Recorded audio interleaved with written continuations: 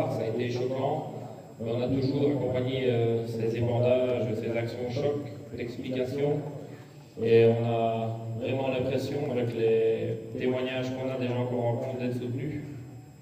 J'ai en tête, on était à Namur, on sortait d'un entretien, on s'est assis à une terrasse pour décompresser, on a bu un verre, et il y a une dame qui a vu. Proposé ce matin d'acheter du lait, de le transformer en lait en poudre et de l'exporter pour les gens qui ont faim au Kenya, en Somalie, en Éthiopie.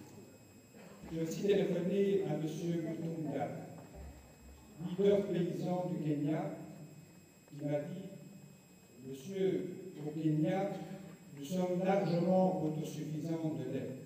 Nous exportons du lait. Nous n'avons pas besoin de votre lait en poudre. Essayez d'abord de régler vos problèmes en Europe plutôt que de les exporter chez nous. La crise est l'impasse d'une politique agricole commune qui vise à libéraliser l'agriculture et qui restreint l'agriculture à un secteur économique uniquement réglé par le marché. L'agriculture et la nourriture, ce n'est pas une marchandise comme une autre. Les mouvements associatifs sont de tout cœur et appuient vos objectifs, appuient vos demandes politiques. Et nous voulons aussi, par ce biais-là, soutenir par des pétitions, par des actions d'affiches, par un appel aux consommateurs d'aller chez vous, d'aller dans les fermes, de parler avec vous, de comprendre vos problèmes. C'est un appel que nous lançons et que nous avons lancé depuis hier sur le site omdl/lait. Et aujourd'hui déjà, nous avons plusieurs centaines, voire près de 2000 signatures de consommateurs qui soutiennent vos actions. C'est une dernière chose, nous vous soutenons aussi dans votre combat par rapport aux politiques. La décision, finalement, sera une décision politique. La cible aujourd'hui, c'est de faire pression sur eux.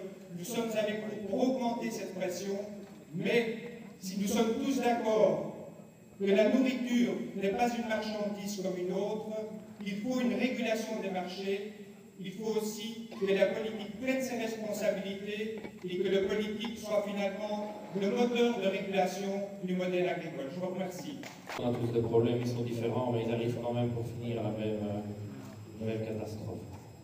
On a aussi, merci à eux d'être là, le soutien de tous les gens qui travaillent, que ce soit en aval et en amont de la filière. Donc je pense ici à tous ceux à qui on achète quelque chose, tous ceux à qui on vend quelque chose. Donc pour illustrer ça, c'est Benoît Cassard qui va prendre la parole. Bonsoir à tous.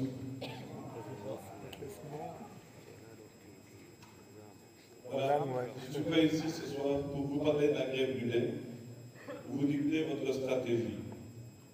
C'est votre responsabilité et nous respectons totalement votre choix, quel qu'il soit et sans jugement. Si je suis ici ce soir, c'est pour vous faire part de l'inquiétude et de la solidarité du commerce de bétail. En effet, les vaches laitières représentent encore aujourd'hui la majorité de la production de viande au niveau européen.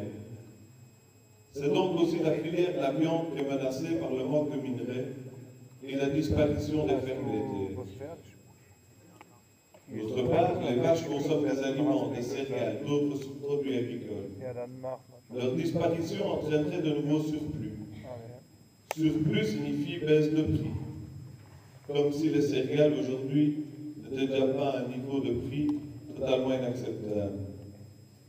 La sidérurgie, par exemple, produit de l'acier pour la construction de tracteurs. Moins de tracteurs, c'est moins d'emplois et plus de chômeurs. Moins d'activité économique, c'est moins de recettes fiscales. Moins de moyens pour les enseignants, les soins de santé. Notre système social évolué repose sur un système économique performant et équilibré.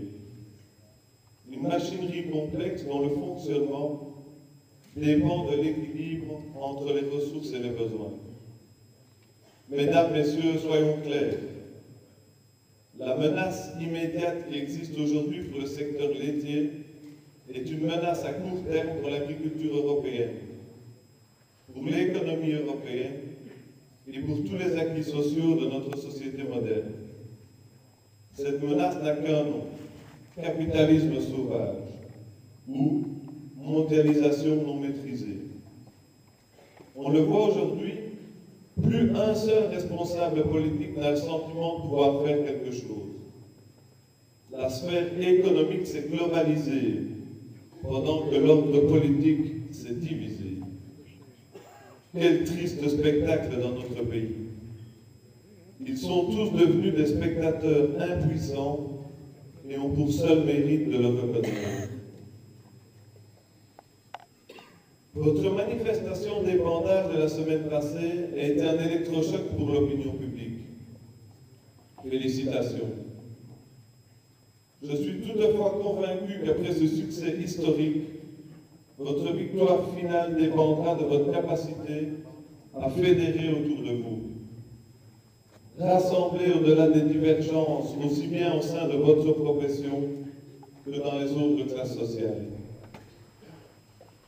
Toutes les grandes révolutions ont débuté dans les campagnes. Mais aujourd'hui, une classe agricole esselée et divisée n'a plus la puissance nécessaire que pour insuffler de grands changements. Pour retrouver sa dignité, le monde rural doit continuer à communiquer son mal-être avec détermination, comme vous le faites si bien. Mais aussi, il faut faire comprendre à chaque citoyen que, sans changement radical, son sort ne sera demain pas plus enviable que celui des producteurs laitiers aujourd'hui. Les marchands pêcheurs sont à votre disposition pour collaborer avec vous dans ce sens. Je vous remercie de votre attention. Donc, je m'appelle Evan Moreau, pour ceux qui ne me connaissent pas encore. Je suis producteur de lait, comme tout le monde ici sur la table. Je voulais un peu faire un petit résumé de tout ce qui s'est passé cette semaine. Donc, suite à notre super réussite à Ciney, là, je pense que tout le monde peut se féliciter pour cette réussite à Ciney. Ça a été vraiment quelque chose de fort, c'est partout dans le monde. Donc là, je pense que tout le monde peut s'applaudir d'avoir réussi quelque chose comme ça.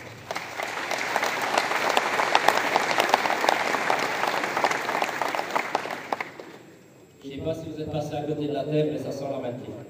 Et la maquée, elle est remontée au nez des politiciens. Ça a permis, cette action a vraiment permis de nous ouvrir les portes pour pouvoir discuter avec les différents politiques. Hier, nous sommes allés chez la ministre fédérale de l'Agriculture, Samina Laruelle. Mais bon, la réunion a été un peu écourtée suite à un malentendu de notre part et de la part d'un peu de vous. Madame la ministre pensait faire une table ronde pour les négociations, mais on ne voulait pas faire un débat syndical devant un ministre, on estimait que ce n'était pas bon. Donc, on a reporté ce rendez-vous à aujourd'hui. Aujourd'hui, on a de nouveau rencontré Madame la ministre pour lui porter nos revendications. Suite à cette entrevue, elle a pu nous promettre une réunion avec les différents ministres régionaux de l'agriculture, à savoir Chris Peters et Benoît Ludgen, ainsi que Herman Van Rompuy et elle-même. Ils vont se rencontrer à 4 pour que, enfin, la Belgique puisse avoir une voix à l'Europe. Elle nous a aussi promis une réunion avec les différents pays qui sont en guerre, de manière à arriver avec le même message à la réunion européenne des ministres de l'Agriculture.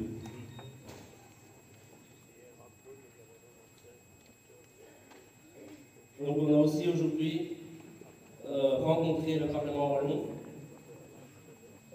présidé par Rudy de Motte. Donc M. de Motte a dit qu'il nous appuyait, que nos revendications, il les avait déjà acceptées il y a quelques mois d'ici, qu'il en avait déjà fait part au niveau fédéral, mais il a dit qu'il allait rappeler tout ça au niveau fédéral et essayer d'appuyer le maximum pour que ça arrive au niveau européen.